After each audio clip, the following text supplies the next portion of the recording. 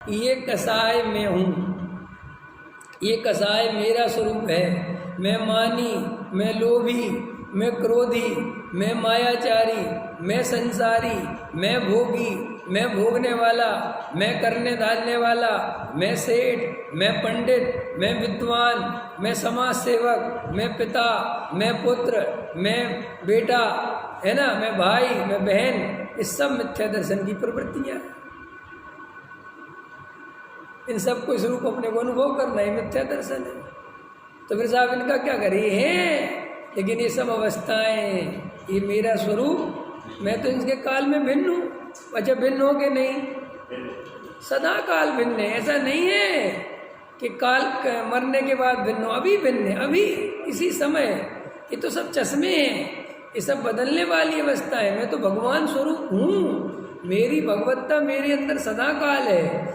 ऐसा जिस जीव को सच्चा भरोसा हो, अनुभव हो, विश्वास हो, श्रद्धा हो, जो भी शब्द है, वो जीव को आनंद ही आनंद है।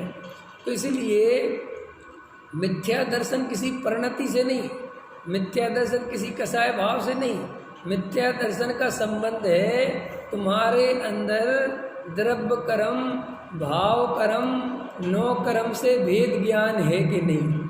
अगर भेद ज्ञान है तो तुम सम्यक दृष्टि हो, और वेद ज्ञान नहीं है तो मिथ्या दृष्टि हो।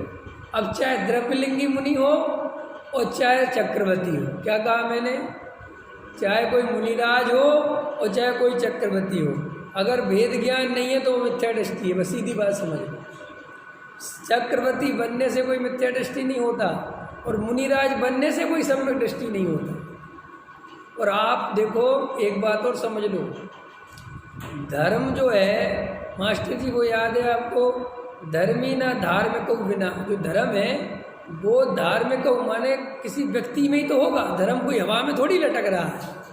नहीं समझ में आया, मैं धर्म की कोई चर्चा करूं तो वो हवा में होगा कि किसी आत्मा में होगा। तो वो आत्मा का एग्जाम्पल लेना पड़ेगा कि नहीं लेना पड़ेगा।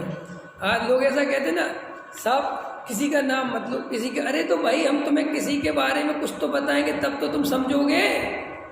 कैसे समझोगे, तुम्हें हवा में समझाते रहे हमें तुम्हें समझाना पड़ेगा कि देखो अज्ञानता में निर्वृत्ति लो तो क्या हालत होती है, ये बताना पड़ेगा कि, क्योंकि होगा तो किसी के अंदर ही ना।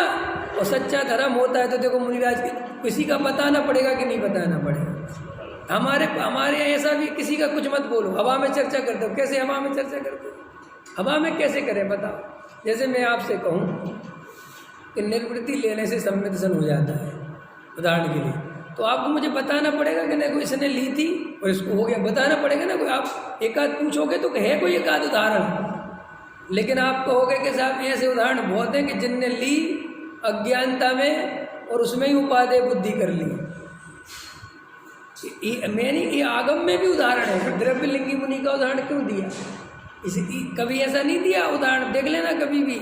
शास्त्र भरे पड़े इस बात से कि साहब उसने उपादेय बुद्धि कर ली, उसने साहब उसने एकत्व करा, इसलिए ऐसा कई शास्त्र मिलता है तुम्हें कि वो राजा बन गया इसलिए सम्यक दर्शन नहीं हुआ। कहीं कोई शास्त्र में लाइन लिख के लिखाओ मेरे, क्या कहा मैंने, कोई ऐसे शास्त्र में लाइन लेके आओ जिसमें ये लिखा हो कि साहब वो इसलिए मिथ्या दृष्टि रहा कि वो राजा बन गया था, उसने शादी कर ली थी, उसने गृहस्थी इसलिए हुए, ऐसा कहीं लिखा हो तो।